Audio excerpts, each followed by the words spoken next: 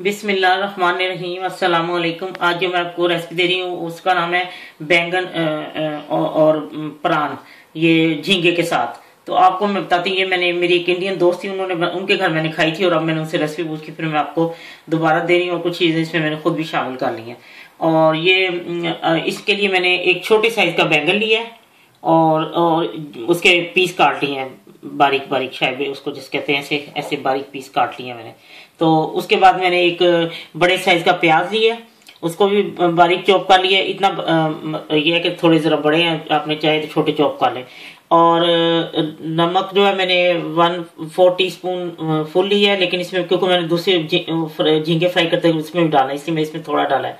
और 1/4 टीस्पून सुरख मिर्च ली है, 1/4 टीस्पून से बहुत कम मैंने हल्दी ली है। और मैंने इसमें 8 अदद झींगे लिए हैं छोटे साइज के, और लहसुन की 3 कलियां ली हैं, उनको छोटा कर लिया। और हाफ मैंने टमाटर लिया है, ये फ्रोजन है मेरे पास, ये भी जब तक मैं करूंगी तैयारी ये हो जाएगा, नरम हो जाएगा। और उसके बाद मैंने सीक्रेट मसाला है, ये मैंने 1/4 टीस्पून लिया और ऑयल मैंने हाफ कप लिया। अब मैं आपको बताती हूँ मैंने कैसे तैयार करना है। ये ऑयल मैंने डाल दिया और आधा ऑयल डाला, क्योंकि आधा मैंने वो झींगे फ्राई करते हुए डालना है। ये अब मैं इसमें ये फ्राई करती हूँ। ये प्याज सोते हो चुके हैं, अब मैं इसमें लहसुन भी डाल देती हूँ।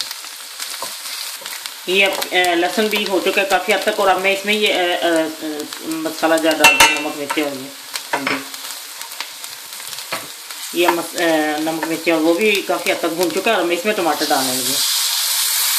अब मैं इसमें, ये मैंने फ्रोजन था उसको मैं छील के तो कर लिया, वो हो गया, नरम हो चुका है। और अब मैं इसमें ये बैंगन डालने लगी और मैं इसको ढक के कुछ देर के लिए पकाती हूँ।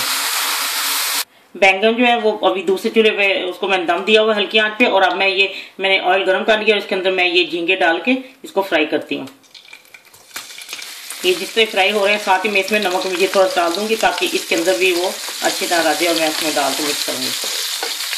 ये मैंने इसके अंदर जरा तेल थोड़ा ज्यादा, क्योंकि उसमें मैंने बहुत कम डाला था और ये फ्राई हो चुका है। मैंने इसलिए इसमें नमक मिर्च डाल के और हल्दी थोड़ी सी डाल के इसको फ्राई किया है, ताकि ये इसके अंदर जरा स्पाइसी हो जाए, वरना वो उसमें जरा लेट इसमें होता है ना, नमक मिल जाएगा। अब मैं आपको उसके अंदर डाल के दिखाती हूँ।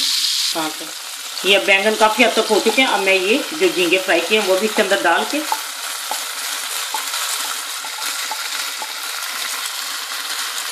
अब ये मैं इसको सिर्फ 5 मिनट बल्कि 3-4 मिनट दम पे रखूँगी। और ये सीक्रेट मसाला डाल के ये अब मैं इसको आपको 3-4 मिनट बाद डिश आउट करके दिखाती हूँ। लीजिए, बैंगन और झींगा तैयार है। ये बहुत ही मजे का खाना है, यकीन करें, बिलीव करें, जब आप बनाएंगे ना इसको तो फिर आपको पता चलेगा कितना ये टेस्टी है। ये क्योंकि झींगे के साथ ये बैंगन मैंने भी जब पहले दफा खाए थे मुझे बहुत अच्छे लगे थे। वो मेरी दोस्ती गोवा की ना, तो उन्होंने बताया था कि उनकी माँ बनाया करती, वो मेरे पास बना के लेके आई थी, तो मुझे बहुत अच्छा लगे। नहीं, मैंने जरा स्पाइसी कर लिया अपना सीक्रेट मसाला। आपको पता है वो सीक्रेट मसाला मेरे आपको चैनल पे सीक्रेट मसाला के नाम से मिल जाएगा। तो मैंने बहुत दफा बताया कि उसमें क्या क्या चीजें रहती हैं। तो ये आप जब बनाएंगे तो यकीन आपको बहुत पसंद आएगा। नमक मिर्च अपने पसंद के मुताबिक कर सकते हैं। तो मैंने इसको ज्यादा दाम नहीं दिया, शायद 1-2 मिनट दिया, क्योंकि झींगे तो फ्राई होने से साथ ही वो हो जाते हैं, फिर सख्त हो जाते हैं ना ज्यादा, इसलिए। तो जब आप बनाएंगे तो आपको पता लगेगा कितना टेस्टी ये सालन है। जब आपका दिल चाहे आसान और मजेदार खाना खाने को, तो आइए ना रिदा के किचन में। प्लीज सब्सक्राइब करना, लाइक करना और कमेंट्स देना ना भूलें। अल्लाह हाफिज।